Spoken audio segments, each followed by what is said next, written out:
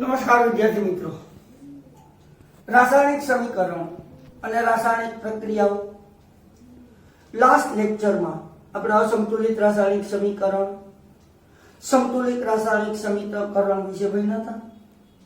આજે રાસાયણિક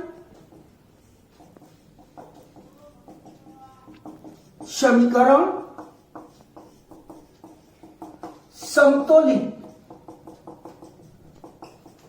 કરવાની પદ્ધતિ વિશે ભણવાનું કે રાસાયણિક સમીકરણ સંતુલિત કરવા માટે શું કરવું જોઈએ. મેં તમને લાસ્ટ લેક્ચરમાં કીધું હતું કે અડધી મિનિટમાં રાસાયણિક સમીકરણ સંતુલિત થઈ જાય, છતાં આપણે 2-3 પત્તાનું વર્ણન કરવાનું છે, એટલે બહુ લાંબો ક્વેશ્ચન છે મિત્રો. પહેલી વસ્તુ તો આપણે વ્યાખ્યા આપશું કે જે રાસાયણિક સમીકરણમાં બંને બાજુ તત્વો કે પરમાણુઓની સંખ્યા સમાન હોય તેને સમતોલિત રાસાયણિક સમીકરણ કહે છે. આમ જે રાસાયણિક સમીકરણમાં બંને બાજુ તત્વો પણ સમાન હોવા જોઈએ અને તત્વોના પરમાણુઓની સંખ્યા પણ સમાન હોય તો તેને સમતોલિત રાસાયણિક સમીકરણ કહે છે. આયર્ન ધાતુની પાણીની વરાળ સાથે પ્રક્રિયા કરતા ફેરસ ઓ ફેરિક ઓક્સાઇડ બને છે અને હાઇડ્રોજન વાયુ ઉત્પન્ન થાય છે. લાસ્ટ લેક્ચરમાં આપણે આની ચર્ચા કરતા હતા. હવે જો મારે આ સમીકરણ લખવું હોય તો આ આયર્ન ધાતુ, આ પાણીની વરાળ gives ફેરસોફેરિક ઓક્સાઇડ. સૂત્ર ખ્યાલ છે, લાસ્ટ લેક્ચરમાં કીધું હતું. Fe3O4 અને હાઇડ્રોજન વાયુ ઉત્પન્ન થાય છે. આપણે આ રાસાયણિક સમીકરણ સમતોલિત કરીશું. યાની કે આપણે હવે આ સમીકરણ ઉપર આગળ વધવાનું છે અને એને સંતુલિત કઈ રીતે કરવું એ જોવાનું છે. તમને દેખાય છે ડેફિનેટલી કેટલા ઓક્સિજન છે? 4. મૂકી દો 4 અહીંયા. 4 અહીંયા મૂકશો તો હાઇડ્રોજન કેટલા થઈ જશે? 4 2 8. તો અહીંયા 4 મૂકી દો એટલે 4 2 8 થઈ જાય. Fe3 તો અહીંયા 3 મૂકો, સંતુલિત થઈ ગયું. પણ ના, લાંબી પદ્ધતિ અપનાવવાની. તો આપણે આ સમીકરણ સંતુલિત કરવું છે તો આપણે આ પદ્ધતિને સોપાન એટલે સ્ટેપ એટલે પગથિયામાં આપણે વિભાજિત કરશું. સોપાન 1, સોપાન 2, સોપાન 3. તો આપણે જે સમીકરણ સંતુલિત કરવાનું છે એ આ સમીકરણ સંતુલિત કરવાનું છે અને એમાં પહેલા સોપાન 1 પેલું પગથિયું શું? તો કે પેલા પગથિયામાં તમને રાસાયણિક સમીકરણમાં જે પદાર્થો દેખાય છે એ પદાર્થોની ફરતે ખાનું એટલે કે બોક્સની રચના કરવાની છે અને બોક્સની અંદર રહેલા સૂત્ર છે, પદાર્થો છે, તેના સૂત્રમાં તમારે કોઈ ફેરફાર કરવાનો, એટલે કે માત્ર આ બધાની ફરતે તમારે બોક્સ બનાવવાનું છે. એટલે કે રાસાયણિક સમીકરણમાં બંને બાજુ દરેક સૂત્રની ફરતે અથવા સૂત્રની આસપાસ ખાનું એટલે બોક્સ, ખાનાની રચના કરવી. એટલે આ બધાને તમારે ખાનામાં પૂરી દેવાના છે. ખાનાની અંદર રહેલા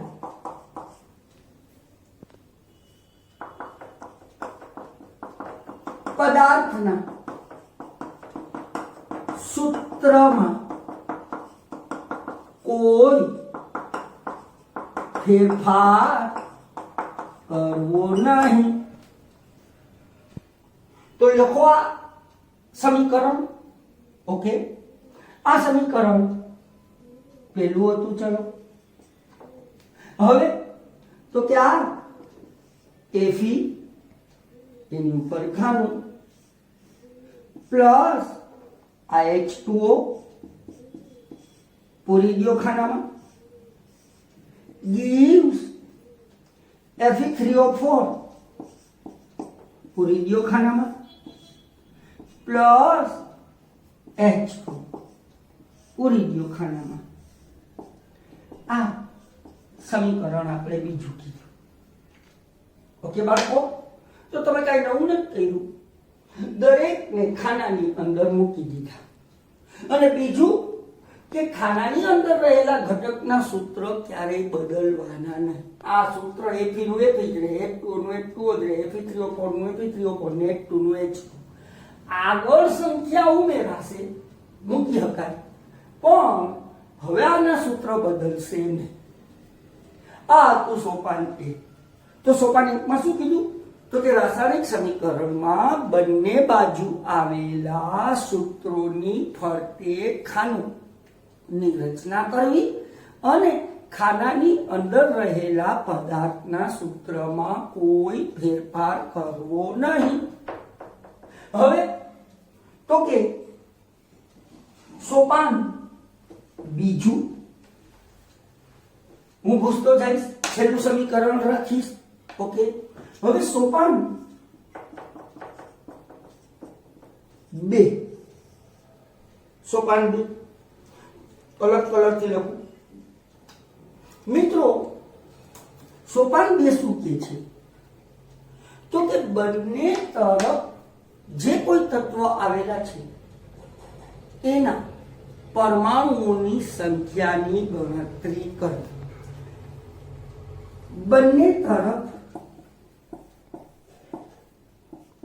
તત્વોના પરમાણુઓની ગણતરી કરવી. ઓકે, તો કુલ તત્વ કેટલા છે? 3. Fe, H અને O. મિત્રો, પ્રક્રિયક તરફ પ્રક્રિયક એટલે ડાબી બાજુ હોય, ડાબી બાજુ એટલે લેફ્ટ હેન્ડ સાઈડ. નિપજ તરફ એટલે કઈ તરફ? જમણી તરફ, RHS right hand side, LHS.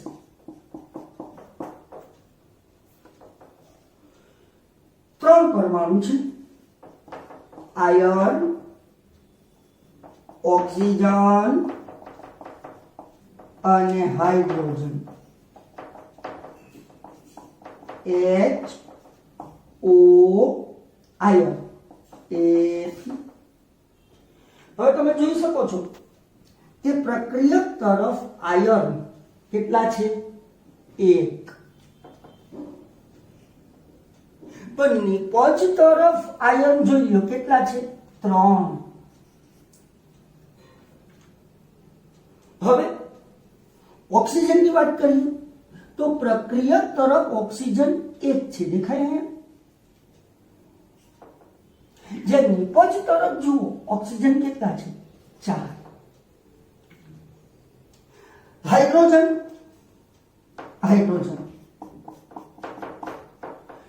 પ્રક્રિયક તરફ જુઓ 2 છે, દેખાય? નિપજ તરફ એ કેટલા છે? 2. સરખા છે બે બાજુ બબે. તો આ સોપાન 2 ની ચર્ચા કરી કે સમીકરણમાં બંને તરફ જે કોઈ તત્વ આવેલા હોય એ તત્વોના પરમાણુઓની સંખ્યાની ગણતરી કરવી. તો સોપાન 1 માં શું કર્યું? તો કે સમીકરણમાં જેટલા સૂત્ર હતા એની ફરતે બોક્સ એટલે કે ખાનાની રચના કરી. ખાનાની અંદર રહેલા સૂત્રમાં કોઈ ફેરફાર કરવાનો નથી. સોપાન 2 માં શું કર્યું? તો કે સોપાન 2 માં આપણે બંને તરફ જે કઈ તત્વો આવેલા છે એના પરમાણુઓની સંખ્યાની ગણતરી કરી. ડાબી બાજુ, જમણી બાજુ, left hand side, right hand side. હવે સોપાન 3 ની ચર્ચા કરવાની છે. સોપાન 3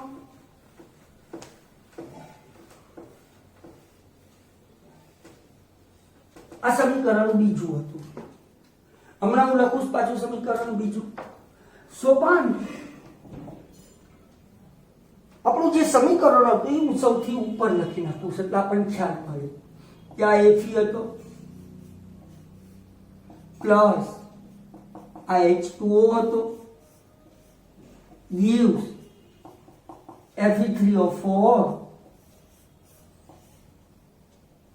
પ્લસ H2. આ આપણે સમીકરણ બીજું કીધું હતું. હવે સોપાન 3 હવે તમે મને કહો કે જે બાજુ અથવા તો સૌથી વધુ સંખ્યાના પરમાણુનું સંતુલન કરીશું. હવે તમે જોઈ શકો છો કે આયર્ન 1 અને 3 છે, અહીંયા 4 દેખાય. એનો મતલબ એમ કે 4 કોણ છે? તો કે ઓક્સિજન. એનો મતલબ એમ થયું કે સૌથી પહેલા વધુ સંખ્યામાં રહેલ પરમાણુનું સંતુલન કરવાનું. અહીંયા પણ ખબર છે કે જમણી બાજુ નિપજમાં ઓક્સિજન પરમાણુની સંખ્યા 4 છે. એટલે પ્રથમ આપણે ઓક્સિજન પરમાણુનું સંતુલન કરશું. સૌથી વધુ સંખ્યા ધરાવતા તત્વનું સંતુલન કરો. અહીં નિપજ તરફ ઓક્સિજન પરમાણુની સંખ્યા 4 છે. તેથી પ્રથમ ઓક્સિજનનું સંતુલન કરીશું. ચાલો ઓક્સિજનનું સંતુલન કરીએ. સમીકરણ ઉપર દેખાય છે તમને.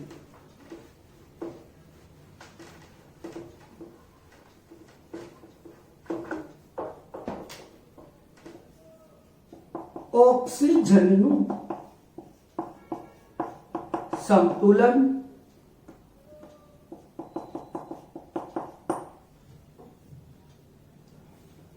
પ્રક્રિયકમાં નિપજમાં સંતુલન પહેલા સંતુલન પછી. પ્રક્રિયકમાં તમે જોઈ શકો છો એક ઓક્સિજન છે, એક શેમાં? H2O માં. નિપજમાં 4 ઓક્સિજન છે શેમાં Fe3O4 માં ઓકે તો હવે મને કયો ગુણાકાર કરવાનો 1 અને 4 ને આપણે ગુણાકાર કરવાનો હવે તમે મને કયો આ 4 છે 1 ને આ 1 ને હું કેટલા વડે ગુણું તો 4 થાય 1 ને કેટલા વડે ગુણું તો 4 થાય તો કે 4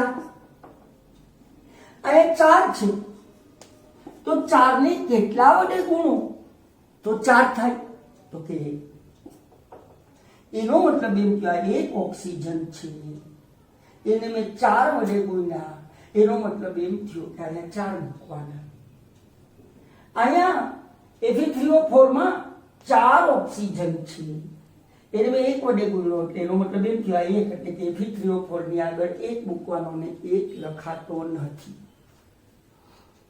તેથી સમીકરણમાં કઈ તરફ પ્રક્રિયક તરફ H2O ના ખાનાની આગળ 4 મૂકવા ઓકે એટલે આયા જો હું 4 મૂકી દઉં એટલે બે બાજુ ઓક્સિજન સંતુલિત થઈ જાય જો હજી આમે મૂકી દીધા 4 જોઈએ ઓક્સિજન કેટલા 4 આયા કેટલા 4 થઈ ગયું સંતુલન આ જે સમીકરણ મળ્યું એને હવે હું નંબર આપી દઉં 3 કે આ સમીકરણ ત્રીજું છે તો આ સોપાન 3 સોપાન 1 માં શું કર્યું તમે તો કે દરેકની આસપાસ ખાના બનાવ્યા ખાનાની અંદર રહેલું સૂત્ર બદલ્યું નહીં કોઈનું સૂત્ર બદલવાનું નહીં સોપાન 2 માં શું કર્યું તો કે સમીકરણમાં જેટલા તત્વો આવતા હોય બધા તત્વના પરમાણુઓની સંખ્યાની ગણતરી કરો સોપાન 3 ની અંદર આપણે શું કર્યું તો કે ગણતરી કર્યા પછી સૌથી વધુ સંખ્યામાં પરમાણુ હોય એની સંતુલન કરવાનું ને ઓક્સિજનની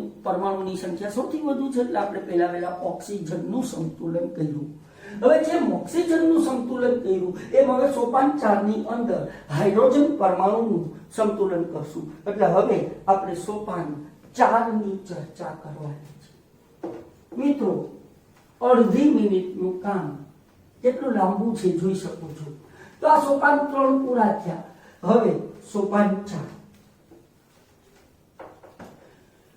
સોપાન 4 હાઇડ્રોજન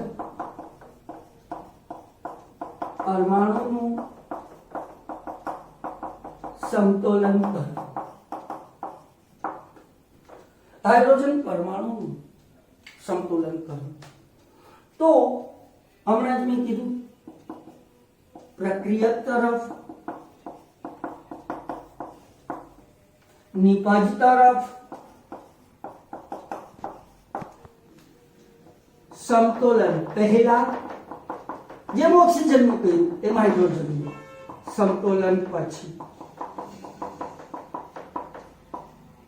ચલો આ સમીકરણ 3 ની અંદર હાઇડ્રોજન તો કે 4 2 8 છે ને 4 ગુણ્યા 2 બરાબર 8 શેમાં તો કે H2O માં આમે લખી શકો છો કેટલા H2O છે 4 H2O માં જોઈએ 8 4 2 8 નિપજ તરફ 2 છે 2 છે ને 2 એક આગળ એક એટલે 1 ગુણ્યા 2 2 1 2 શેમાં તો કે H2 માં બરાબર 2 હવે જોઈ શકો પ્રક્રિયક બાજુ 8 છે નિપજ બાજુ 2 છે ઓકે તો હવે પહેલા હું નિપજ થી શરૂઆત કરું નિપજમાં કેટલા છે 2 તો તો 2 ને કેટલા વડે ગુણું તો 8 થાય। અહીંયા 4 2 8 છે, તો અહીંયા હું કયો આંકડો મૂકું કે જેથી અહીંયા હાઇડ્રોજન 8 થાય તો ચોખ્ખું દેખાય 2 4 8। એનો મતલબ એમ કે આ 2 ને હું 4 વડે ગુણું।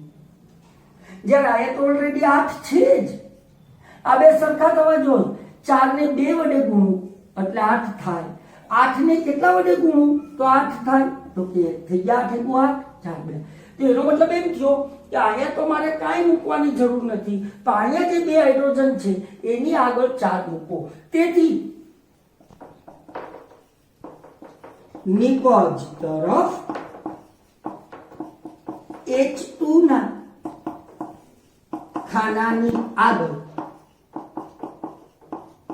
4 મૂકો। 4 મૂકવાથી બંને તરફ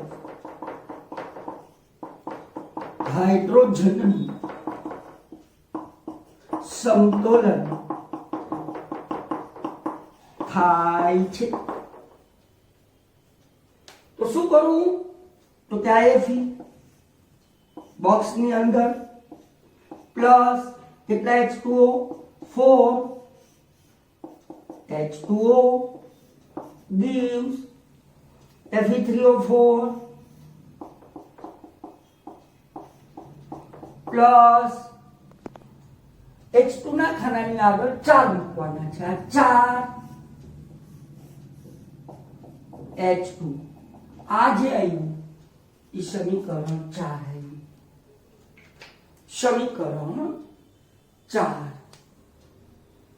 તો આ ઓક્સિજન સંતુલિત થઈ ગયા। જો 4 ઓક્સિજન 4 ઓક્સિજન 4 2 8 હાઇડ્રોજન 4 2 8 હાઇડ્રોજન।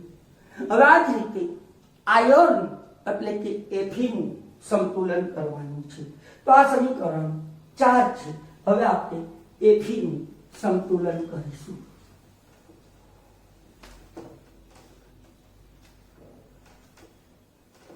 સોપાન નંબર 5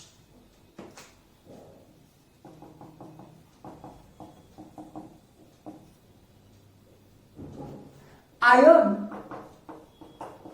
પરમાણુનું સંતુલન કરવું। સિમ્પલ કરી નાખશું। અહીં નિપજમાં તમે જોઈ શકો છો કેટલા Fe છે 3। તો અહીંયા હું Fe ના ખાનાની આગળ જો 3 મૂકી દઉં તો બંને બાજુ Fe નું સંતુલન થઈ જાય છે। કરવું અહીં નિપજ તરફ Fe પરમાણુની સંખ્યા 3 છે। તેથી પ્રક્રિયક તરફ એટલે કે આ તરફ Fe ના ખાનાની આગળ 3 મૂકવાથી Fe પરમાણુનું સમતોલન થાય છે। આ સોપાન 5 ની આપણે ચર્ચા કરી છે। તો હવે આ સમીકરણમાં સમીકરણ નંબર 4 માં તમારે શું કરવાનું છે તો કે આ જે Fe છે એની આગળ 3 મૂકવાના છે। તો આ Fe બોક્સ કેટલા મૂકવું એની આગળ 3 પ્લસ આ 4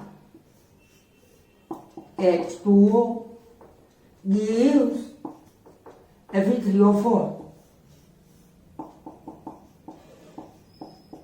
plus 4 H આને કહી દીધું સમીકરણ નંબર 5।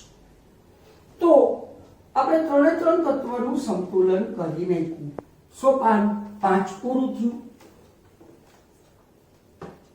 હવે તો કે સોપાન 6 બંને તરફ તત્વના પરમાણુઓની ગણતરી કરવી। એટલે કે બંને તરફ તત્વોના પરમાણુની ગણતરી કરી બંને તરફ તત્વના પરમાણુઓ સમાન છે કે નહીં તેની ચકાસણી કરવી. આમ સમીકરણમાં બંને તરફ તત્વના પરમાણુઓની ગણતરી કરો અને બંને તરફ તત્વોના પરમાણુની સંખ્યા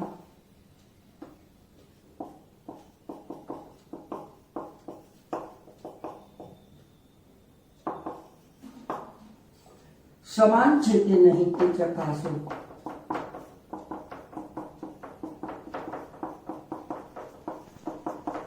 ચલો ગણતરી કરાવો. એફી કેટલા? 3. એફી કેટલા? 3. ચલો એફી સમતુલિત. હાઇડ્રોજન કેટલા?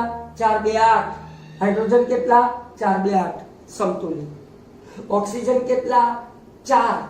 ઓક્સિજન કેટલા? 4. તો લખી નાખો કે આ બંને તરફ બધા તત્વના પરમાણુની સંખ્યા સમાન છે. અહીં બંને તરફ તત્વોના પરમાણુની સંખ્યા સમાન છે. તેથી સમતોલિત સમીકરણ નીચે મુજબ લખી શકાય.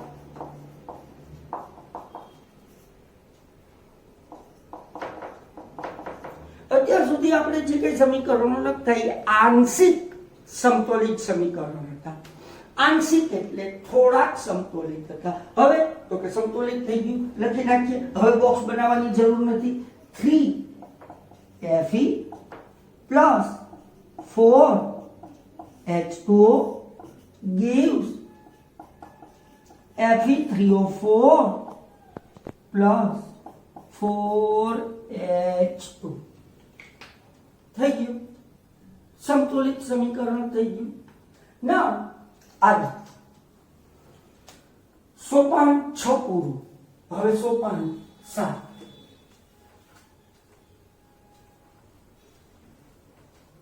લાંબુ છે આ સોપાન 6 પૂરું ને એમાં જે સમીકરણ આવ્યું એ મેં નીચે લખેલું છે. સોપાન 7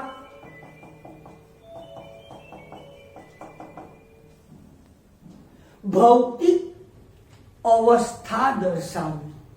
જે આપણે અગાઉ ભણી ગયા, દરેક સમીકરણ આપણે ભૌતિક અવસ્થા સાથે જ લખીએ છીએ.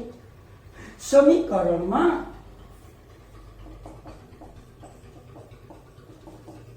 પ્રક્રિયકો અને નિપજોની ભૌતિક અવસ્થા દર્શાવવી. ભૌતિક અવસ્થા દર્શાવવા માટે ભૌતિક અવસ્થા દર્શાવવા માટે તમે અગાઉ ભણી ગયા છો. ઘન સ્વરૂપ માટે S, પ્રવાહી સ્વરૂપ માટે L, વાયુ સ્વરૂપ માટે G અને જલીય દ્રાવણ માટે એકવાનો ઉપયોગ થાય છે. તેથી આપેલ સમીકરણને ભૌતિક અવસ્થા સાથે દર્શાવતા, તેથી આપેલ સમીકરણને ભૌતિક અવસ્થા સાથે નીચે મુજબ દર્શાવી શકાય. તો ચાલો કેટલા Fe? 3Fe solid. પાણીની વરાળ કીધું છે આપણે 4H2O. પાણીની વરાળ ગેસ સ્વરૂપે હોય. G gives આજે ફેરસોફેરિક ઓક્સાઇડ મળ્યું Fe3O4 સોલિડ, અને આજે આપણને મળ્યું H2 વાયુ લ્યો. તો આ જે થયું સમીકરણ જે નંબર આવતો હોય આ છે સંપૂર્ણ સમતોલિત સમીકરણ. તો આટલી લાંબી પ્રોસેસ દ્વારા આપણે સમીકરણ તો સંતુલિત કરી દીધું. એટલે અહીંયા આપણું આ સમીકરણ સંતુલિત થઈ ગયું સોપાન 7 માં જ. પણ સોપાન 8 માં આપણે આ સમીકરણ સિવાયની પણ વાત કરવાની છે. મિત્રો, જો સમીકરણની અંદર કોઈ પણ એટલે કે રાસાયણિક પ્રક્રિયા ચોક્કસ તાપમાને થતી હોય, ચોક્કસ પ્રેશર દબાણે થતી હોય, જુદા જુદા ઉદ્દીપકોની હાજરીમાં થતી હોય, તો આ બધી વિગત, તાપમાનની વિગત, દબાણની વિગત, ઉદ્દીપકની વિગત, આ બધાનો સમાવેશ રાસાયણિક સમીકરણની અંદર થવો જોઈએ. તો આ સોપાન 7 હતું. અહીંયા આપણું આ સમીકરણ સંતુલિત થઈ ગયું.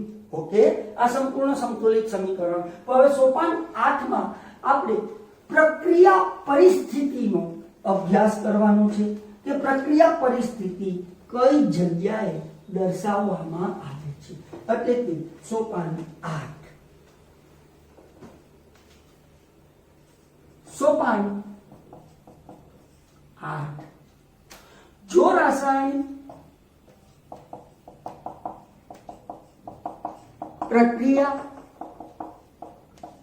ચોક્કસ અથવા નિશ્ચિત તાપમાને, નિશ્ચિત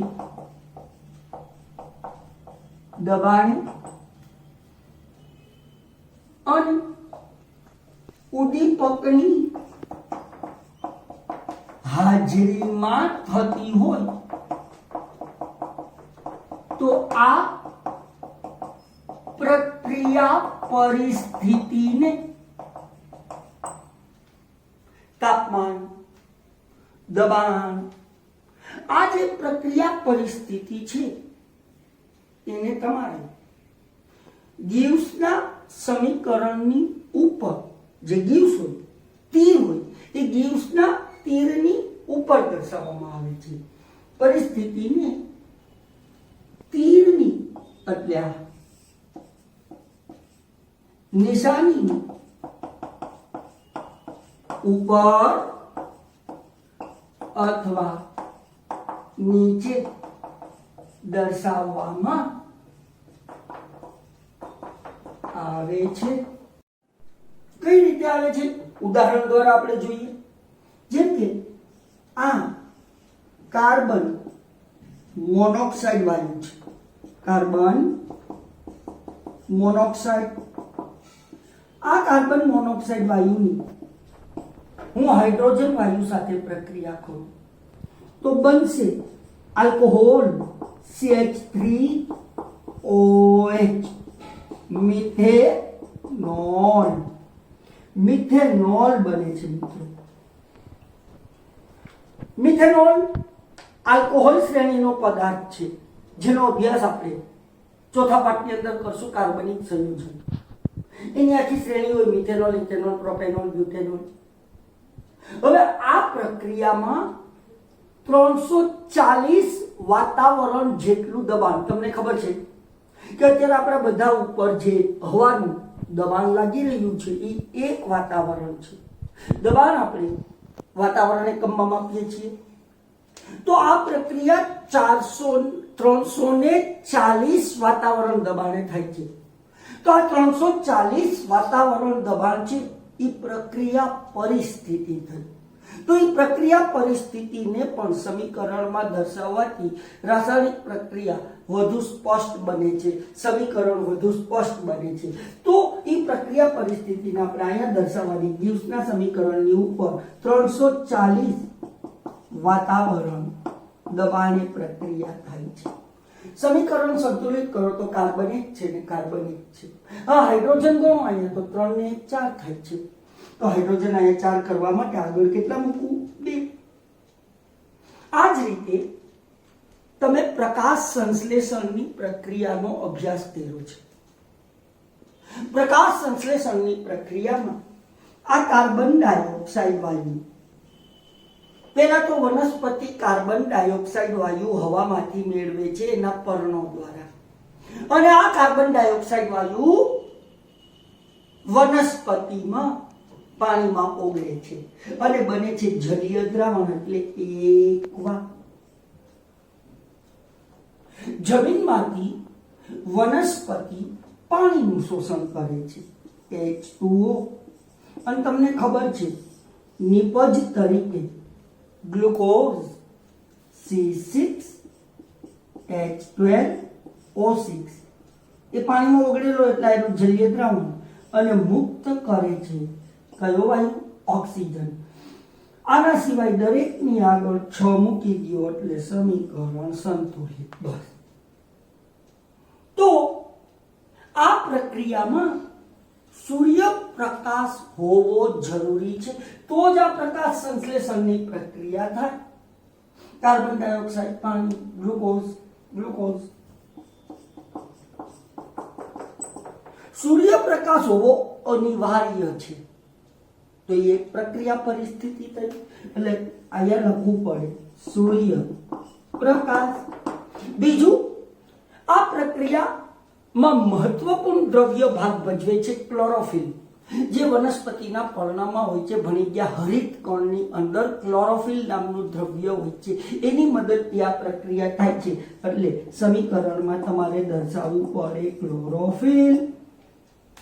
તો આ સૂર્યપ્રકાશની હાજરીમાં થતી પ્રક્રિયા છે, ક્લોરોફિલની મદદથી થતી પ્રક્રિયા છે. તો સૂર્યપ્રકાશ અને ક્લોરોફિલ છે એ પ્રક્રિયા પરિસ્થિતિમાં છે, અને એને તમારે ગિબ્સની નિશાની છે એની ઉપર દર્શાવવાનું આવે. તો આ સોપાનાર કે જો રાસાયણિક પ્રક્રિયા ચોક્કસ તાપમાને, નિશ્ચિત દબાણે કે ઉદ્દીપકની હાજરીમાં થતી હોય તો આ પ્રક્રિયા પરિસ્થિતિને તમારે તીરની નિશાનીની ઉપર અથવા નીચે દર્શાવવામાં આવે છે.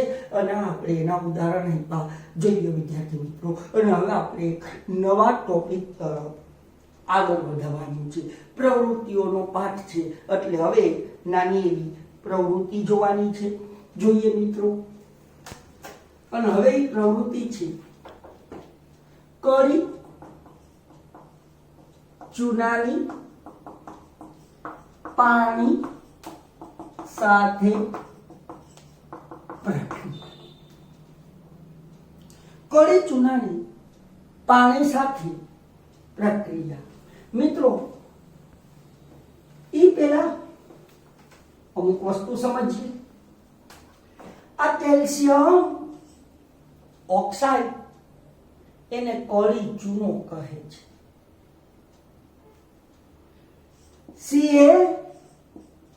CaOH twice કેલ્શિયમ હાઇડ્રોક્સાઇડ એના ઉલામણા નામ છે ફોડેલો ચૂનો અથવા ચૂનાનું નેતરિયું પાણી. તો મિત્રો આ સેજ યાદ રાખજો.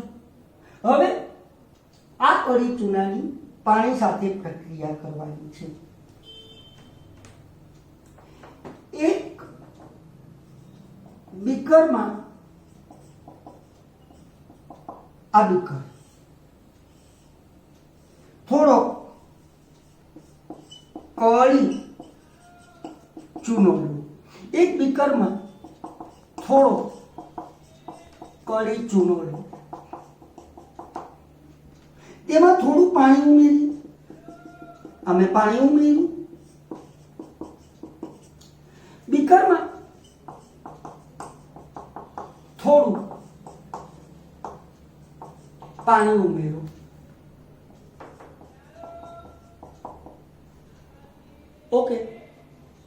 હવે આપણે એના પ્રશ્નના જવાબ આપવાના છે. આ પ્રક્રિયાનું રાસાયણિક સમીકરણ લખો. તો આપણે આ પ્રક્રિયાનું રાસાયણિક સમીકરણ લખવાનું છે. આ CO કળી ચૂનો શું ઉમેરું? H2O gives CaOH twice. ચૂનાનું નેતર્યું પાણી પ્લસ ઉષ્મા ગરમી ઉત્પન્ન થાય. સમીકરણ સંતુલિત કરવાની જરૂર નથી, સંતુલિત જ છે.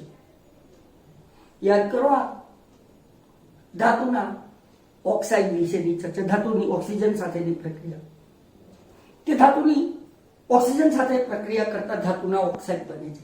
કેટલાક ધાતુના ઓક્સાઇડ પાણીમાં દ્રાવ્ય થઈ આલ્કલી બનાવે છે. અહીંયા આપણે ઉદાહરણ લીધું હતું સોડિયમ ઓક્સાઇડ, પોટેશિયમ ઓક્સાઇડ, આ જ છે. હવે બીકરને બહારથી સ્પર્શ કરવાનું શું અનુભવ થાય છે? બીકરને સ્પર્શ કરતા શું અનુભવ થાય છે? શા માટે? તો લખી નાખો. બીકર ગરમ લાગે છે કારણ કે આ પ્રક્રિયા ઉષ્માક્ષેપક છે. બીકરને સ્પર્શ કરતા તે ગરમ લાગે છે કારણ કે આ પ્રક્રિયા કેવી છે? ઉષ્મા ક્ષેપક હોવાથી ઉત્પન્ન થતી ઉષ્માને લીધે તાપમાન વધે છે. યાદ રાખજો. હવેનો ક્વેશ્ચન આઈએમપી છે. આ પ્રક્રિયાને સામાન્ય ભાષામાં શું કહે છે? તો આ પ્રક્રિયાને સામાન્ય ભાષામાં કહે છે ચૂનાનું ફૂટવું. ચૂનો ફૂટે છે એમ કહેવાય. ઓકે, તો આ એક નાની એવી પ્રવૃત્તિ આપણે જોઈ. અને હવે આપણે આગળ વધીએ આ જ ટોપિકની અંદર. મિત્રો, ચૂનાનું નીતર્યું પાણી કેવી રીતે બને છે એની આપણે ચર્ચા કરવાની છે. યાની કે ફોડેલ ચૂનો, જેને ચૂનાનું નીતર્યું પાણી કહે છે, ફોડેલ ચૂનો કઈ રીતે બને છે, અથવા તો દિવાલ દોરવા માટે આ પ્રશ્ન તમને ટેક્સ્ટ બુકની અંદર આમ આપવામાં આવેલો છે. દિવાલ દોરવા માટે શેનો ઉપયોગ થાય છે?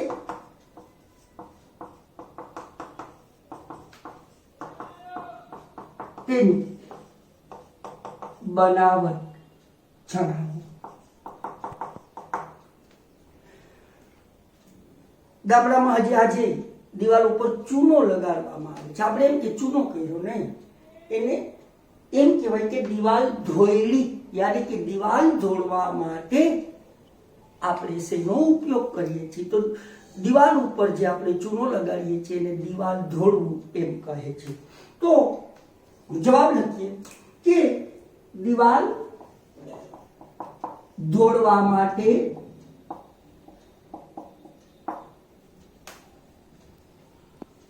ફોડેલા ચૂનાનો ઉપયોગ થાય છે, જેને ચૂનાનું નીતર્યું પાણી કહે છે. ફોડેલા ચૂનાનો ઉપયોગ થાય છે, જેની બનાવટ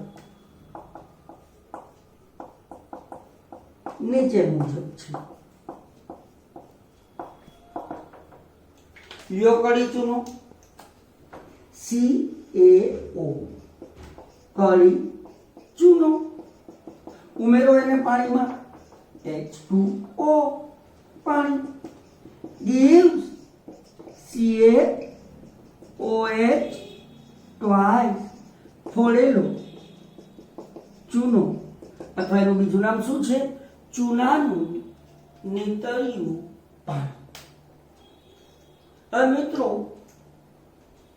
જ્યારે દિવાલ પર ચૂનાનું નીતર્યું પાણી લગાડવામાં આવે છે ત્યારે એ હવામાંથી કાર્બન ડાયોક્સાઇડનું શોષણ કરે છે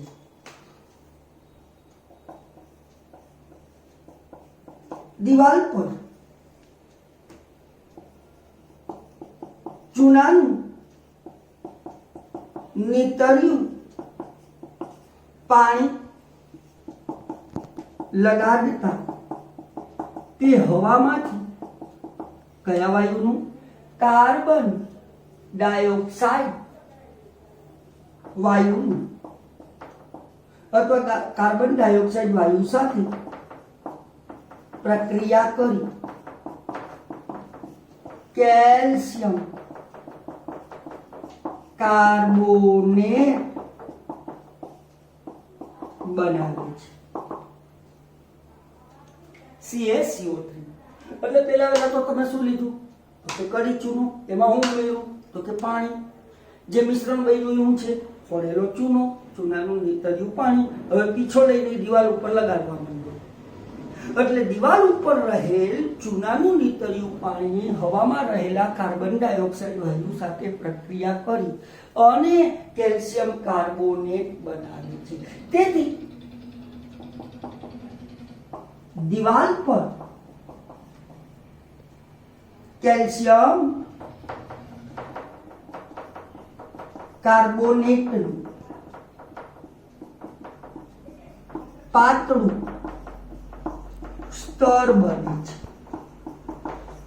કોનું પાતળું સ્તર કેલ્શિયમ કાર્બોનેટનું તમે દિવાલ પર શું લગાવ્યું હતું ફોડેલો ચૂનો કેલ્શિયમ હાઇડ્રોક્સાઇડ પણ 2-3 દિવસમાં અહીંયા બની ગયો હશે કેલ્શિયમ કાર્બોનેટ કારણ કે તમે જે ફોડેલો ચૂનો લગાવેલો છે એ ફોડેલો ચૂનો હવામાંથી કાર્બન ડાયોક્સાઇડનું શોષણ કરે એટલે કે કાર્બન ડાયોક્સાઇડ સાથે પ્રક્રિયા કરીને કેલ્શિયમ કાર્બોનેટ બનાવે જેનું પાતળું સ્તર બને છે તેથી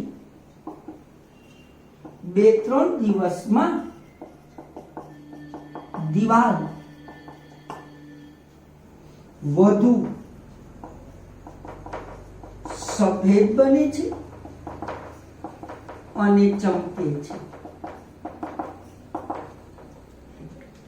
આમ ચૂનો લગાડ્યા પછી 2-3 દિવસ તમે જુઓ તો એકદમ દિવાલ સફેદ થઈ ગઈ હશે અને ચમકતી હશે સમીકરણ આપવું પડે તો આપો CaOH twice plus carbon dioxide શું છે આ ફોડેલું ચૂનો કાર્બન ડાયોક્સાઇડ ઘન સ્વરૂપનો CaCO3 કેલ્શિયમ કાર્બોનેટ પ્લસ પાણી H2O ગેસ સ્વરૂપે ઉડી છે તો આ પ્રક્રિયા થાય છે મિત્રો સમીકરણ સંતુલિત છે તો તમને પૂછવામાં આવે કે દીવાલ જોડવા માટે શેનો ઉપયોગ થાય છે તો તમારે લખી નાખવાનું દીવાલ જોડવા માટે ફોડેલા ચૂનાનો ઉપયોગ થાય છે આ ફોડેલું ચૂનું કઈ રીતે બને છે તો કે કળી ચૂનાને પાણીમાં ઓગાળતા ફોડેલો ચૂનો બને છે હવે દિવાલ પર ચૂનાનું નીતર્યું પાણી લગાડવામાં આવે છે ત્યારે તે હવામાં રહેલા કાર્બન ડાયોક્સાઇડ સાથે પ્રક્રિયા કરે છે પરિણામે કેલ્શિયમ કાર્બોનેટ બને છે ઘન સ્વરૂપે ઔષધ કહેવાય જેથી દિવાલ પર કેલ્શિયમ કાર્બોનેટનું પાતળું સ્તર બને છે 2-3 દિવસમાં દિવાલ એકદમ સફેદ બની જાય છે અને દિવાલ ચમકવા લાગે છે અહીંયા તમે કળી ચૂનાની પાણી સાથેની જે પ્રક્રિયા જોઈ એમાં તમે જોઈ શકો છો પ્રક્રિયક બે છે, નિપજે છે. હવે આ પાઠની અંદર આપણે જુદી જુદી રાસાયણિક પ્રક્રિયાઓનો અભ્યાસ કરવાનો છે. તો અહીં સુધી આપણે ભણ્યા. તો હવે આપણે રાસાયણિક પ્રક્રિયાઓ કઈ કઈ ભણવાની છે એની હું યાદી બનાવી દઉં તમને.